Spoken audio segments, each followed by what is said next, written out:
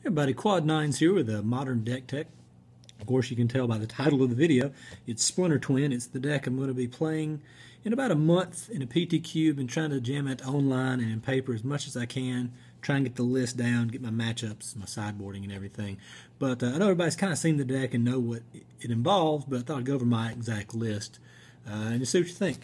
Starting off, we have 4 of a couple lands. Got 4 Misty Rainforests, could be 4 Scalding Tarns, to go get your 4 steam vents. 4 Sulfur Falls are always good.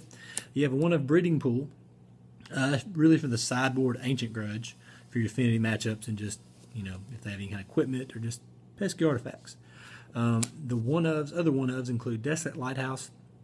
The looting is actually pretty good if you're, you know, trying to stall. So you've got them kind of where they can't kill you, but you haven't got your combo pieces yet. Your extra mana is useful this way. 1 of Tech Edge. Some lists run 2. I found it more helpful to run an extra basic over the extra Tech Edge.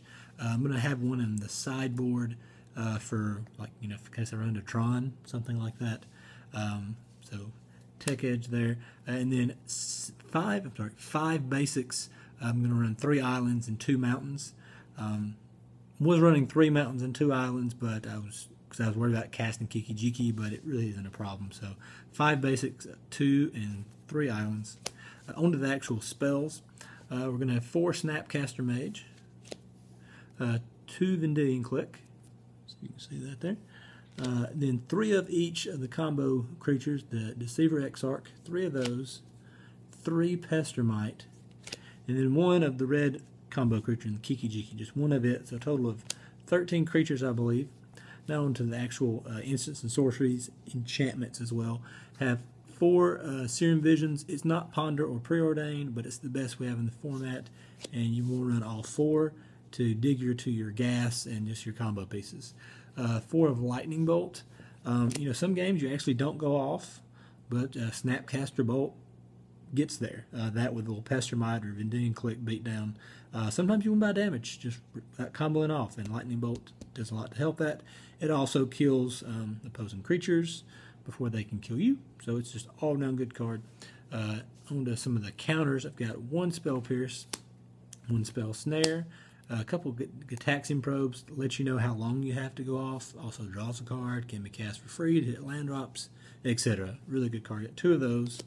And then 3 Remands. I actually have the dual deck one here. I need to get my other Ravnica one out of my cube. And I'm running 1 of Shadow of Doubt. Not any list I've seen run this, but I really like having this card. If you get them once with it, they play around it, even though you only have 1 in the deck, and 1 in the whole 75, really.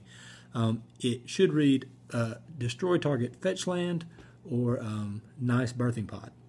So it says players can't search libraries, draw a card, and it's for 2 hybrid blue-black, which you're always going to pay 2 blue, which you should have. In response to them cracking a fetch land, you'll get them, or if they sack a creature, activate Birthing Pod, you cast it in response, they can't go search and find a creature. It's got random upside against other decks like Tron if they have Treasure Mage or even Expedition Map. So it's pretty good. Worse, it cycles. So not too bad.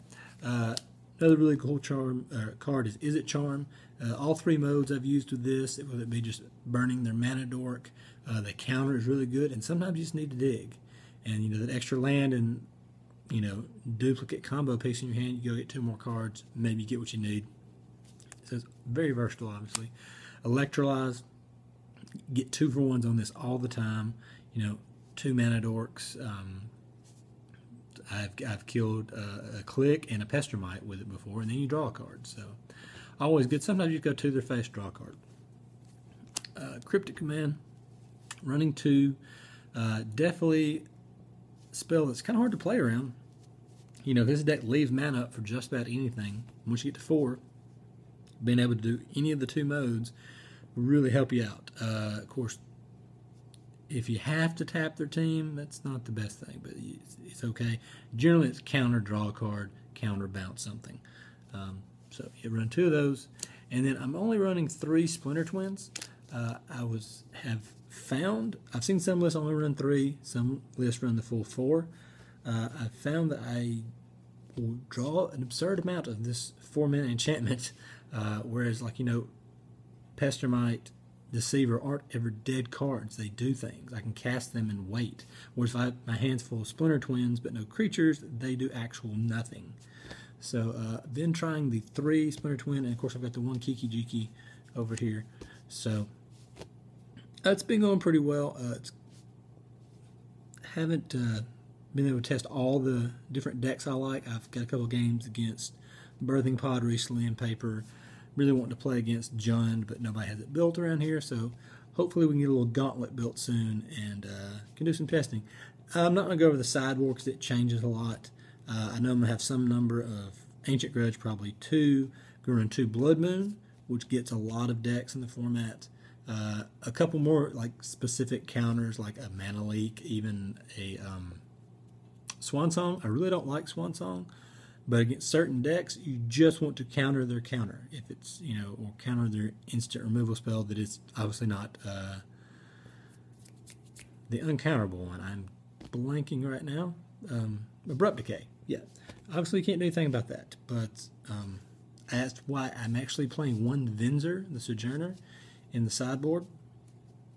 Granted, you very rarely have the mana to, you know, play Splinter Twin, for example, and have 4 mana for Venser, but he gets around the uncounterable clause. Sometimes they try and play Supreme Verdict against the blue, white, red deck, and it doesn't counter it, it just puts it back in their hand. So sometimes that's enough to get you there. And also it's just randomly a 2/2 that sometimes bounces their land. So I like Venser as a sideboard just as an option, but really going to depend on more of the counters, the Blood Moon and the Ancient Grudge. A couple spots are kind of up for grabs, but I've rambled on enough about this. This is my 70, or no, my 60. I'm going to post it in the description. And if you got any suggestions, just let me know. It's a lot of people don't like playing at this deck because, like, sometimes you just have it. Like, you know, they do something on turn 3, you flash in, win your 2 creatures, untap and say Splinter Twin, and they just scoop up their permanents. A lot of times they have answers, but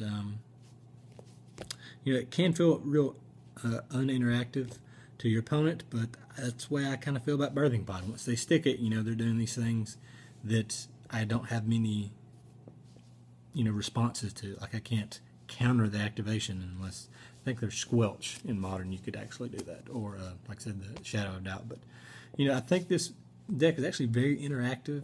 There's a lot of lines of play you can take. And like I said, sometimes you just get there with damage. I mean, not comboing off. So I had said once I'd rambled enough. This time for real. Please comment down below. Let me know what you think. If you have any suggestions. If you think I'm just crazy for just running 3 of these, I'll hear that. I'm going to try it, but we'll see what you think. Thanks for watching.